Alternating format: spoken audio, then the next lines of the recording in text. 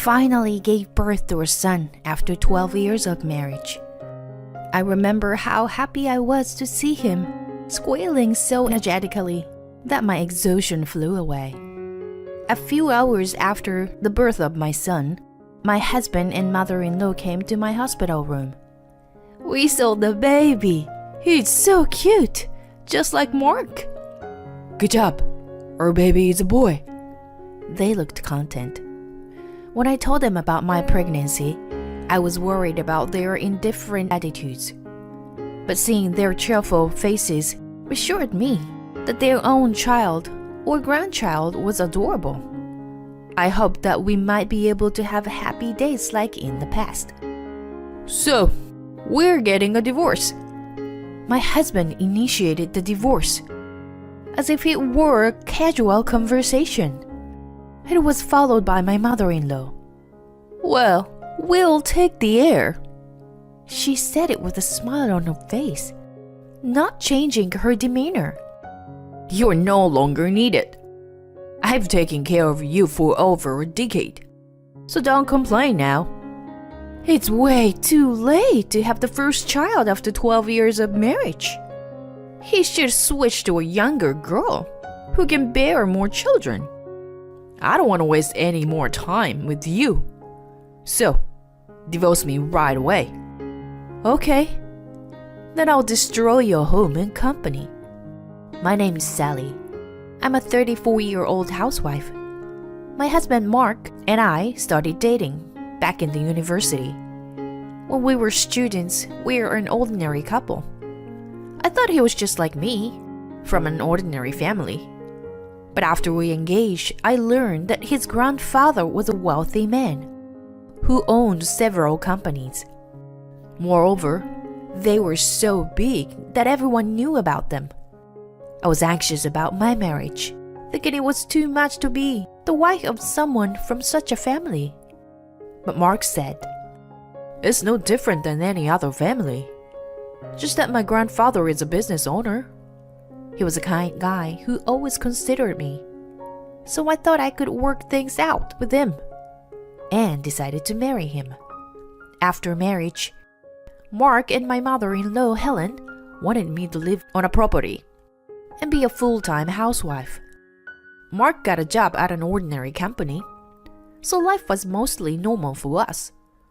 Except that I struggled to learn table manners when I had to go to a high-class restaurant for family gatherings. After the third year of our marriage, Helen, who had always left us couple alone, started interfering. It's already been 3 years, but no baby yet? Mrs. Miller's daughter just got pregnant. I wonder when I can meet my grandchild. She came over early in the morning and urged me to have a baby every day. I spoke to Mark about this. "She's been lonely ever since my dad passed away. We'll have a kid someday, so don't take it too seriously." He told me to be patient. I should have retorted to her, or blatantly asked Mark to tell her to stop. But I felt so bad about not being able to have a baby myself that I couldn't come on strong. Many years has passed, but still no baby. Meanwhile, her demand to have a grandchild got more intense. Not only that, she started harassing me about my chores, criticizing my cooking and throwing the food away, and ordering me to finish mowing the yard within an hour. Once I told Mark that I was tired of the attacks from his mother and wanted him to do something about it. "Deal with it yourself. I'm tired, so don't bother me with such a trivial matter." He interrupted me and scolded me with a sigh. Around this time, he was busy establishing a company affiliated with his grandfather's and was to become the president. He was coming home late at night frequently, not only to work, but also to socialize and drink. And when I tried to talk to him, most of the time, he was too exhausted to listen to me. The numbers of occasions we spoke to each other became less and less, and our relationship as a married couple was diminishing. Even so, I thought that if Mark's work settled down and we had a child, we could go back to the days when we were close. So, I started infertility treatment. During the treatment, I often felt tired and couldn't do what I wanted. And I was also anxious that I wouldn't be able to have a child. It was mentally and physically exhausting. But I somehow managed to hang on, dreaming of a happy life for our family. As a result, we were finally able to have a child after 12 years of marriage. When the doctor told me I was pregnant, I wanted to jump up and down for joy. I called Mark right away. "Are you busy? Sorry to bother you. I just saw the doctor and I'm pregnant." Oh, good. I'm busy right now, so I have to go. His reaction was so cold that my high spirits disappeared. When I told Helen, Finally, I thought I wasn't going to have a grandchild. there was no words of joy or no congratulations, but only the reaction I didn't expect. So I was quite disappointed. Even after the news, Helen didn't stop harassing me, but continued ordering me to clean her house and stealing the meal I prepared, which added more burden on my shoulders. Mark was still coming home late and we didn't have time to talk. My feelings started wavering around this time. Should I get a divorce? But we might reconcile after the baby is born. A half year later, I gave birth to my son. I remember how happy I was to see him squealing so energetically that my exhaustion flew away. I would have loved to have Mark with me there, but I told myself that he was too busy. He and Helen came to visit me a few hours later.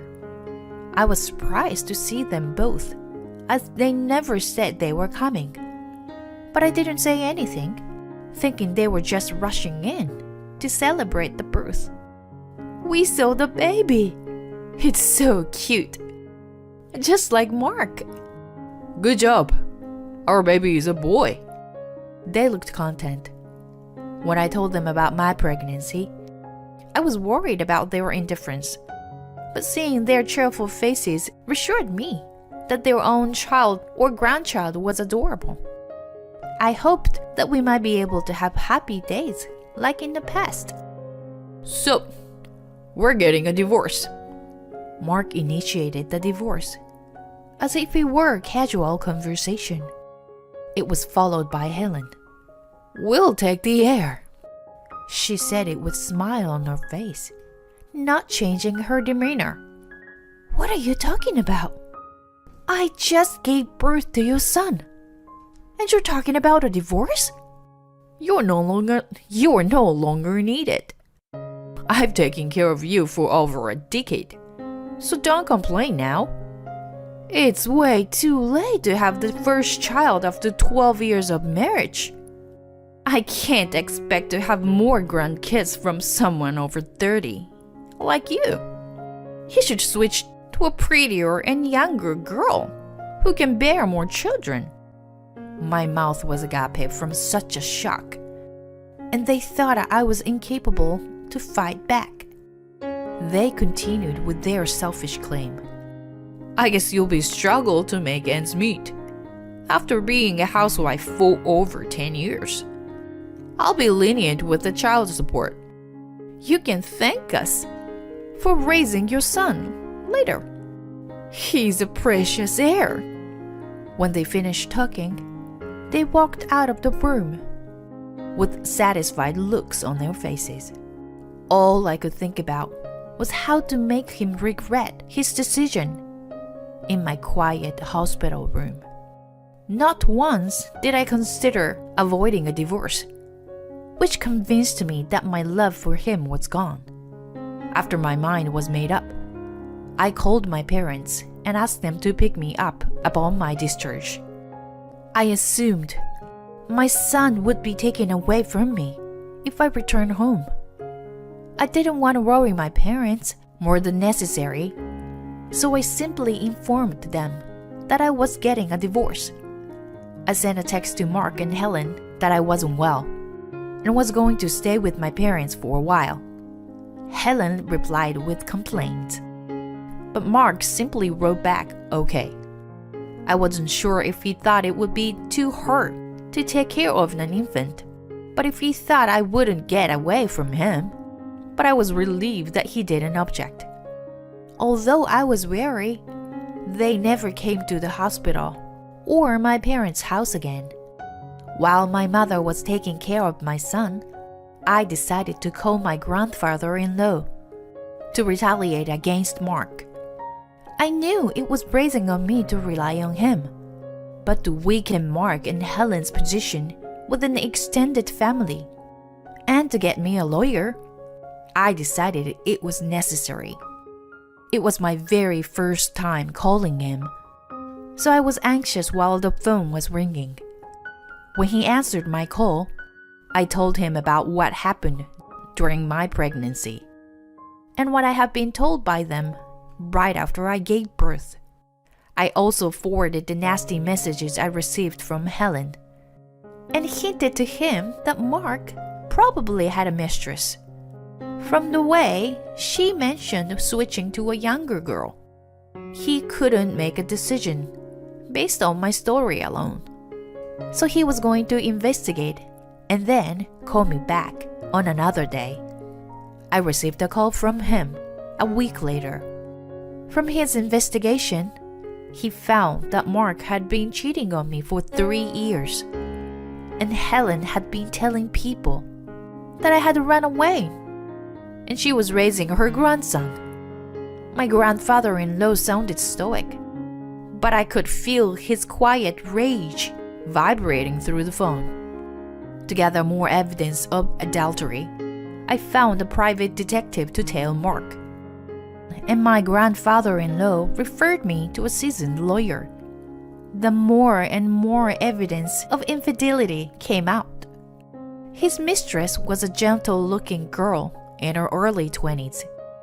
There were pictures of Mark going into her apartment, of him happily arm in arm with her, and of them going into our house together. There was a picture of the girl chatting with my mother-in-law, so she must have known about the affair. I was ready to retaliate.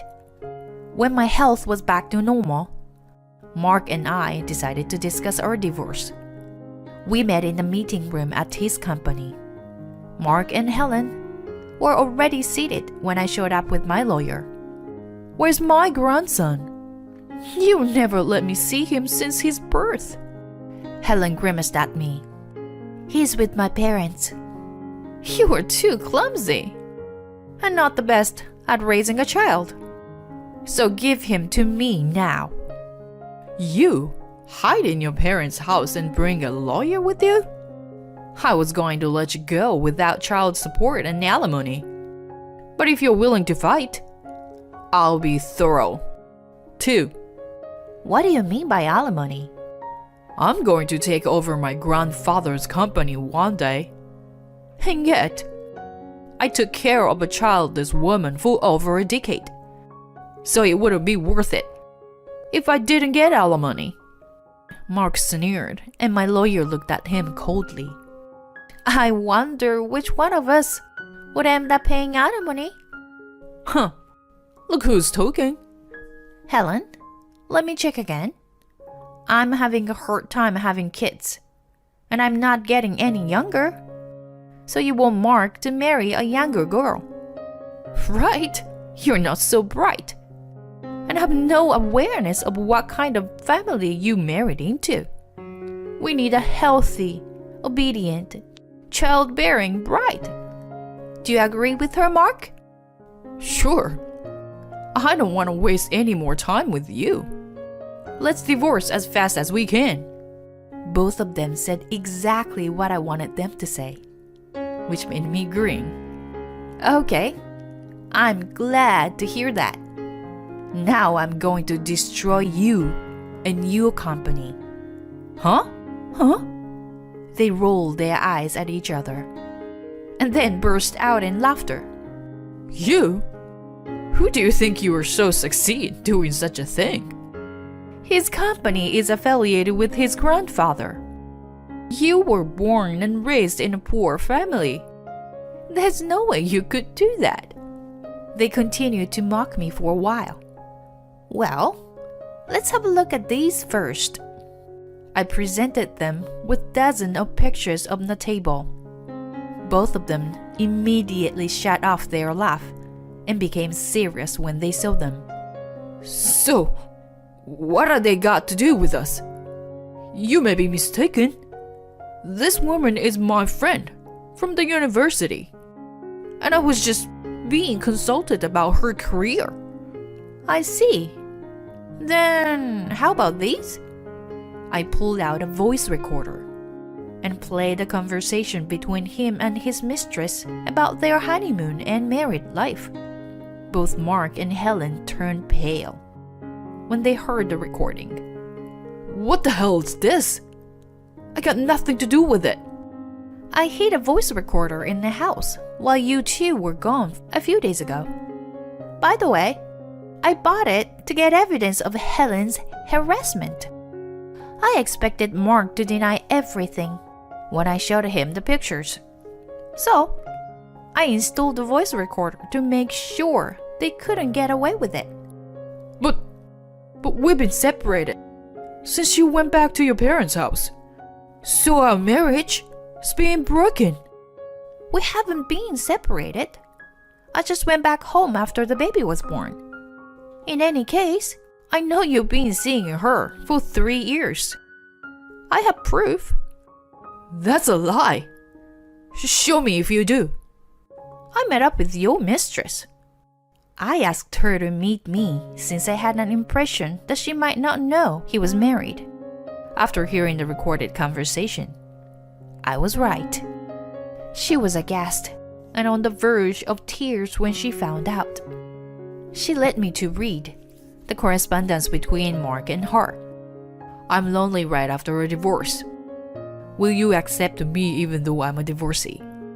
There were several messages about him being single. I had taken pictures of those as proof of their affair.